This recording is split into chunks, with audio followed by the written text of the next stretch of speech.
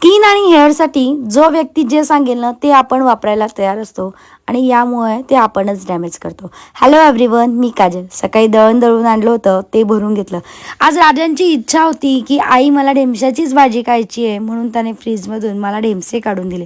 मग काय, इच्छा होती लेकाची ती पूर्ण करणारच.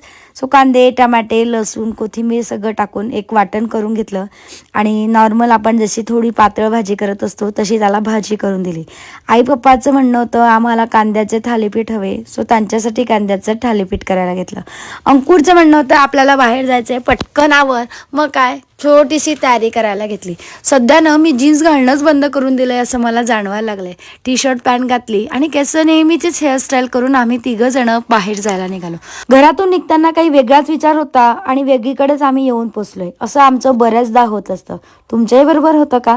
सो त्यानंतर आम्ही ऑर्डर केली, जेवण आलं होतं, जेवण केलं आणि घरी आलो. भेटू पुढच्या ब्लॉगमध्ये. बाय.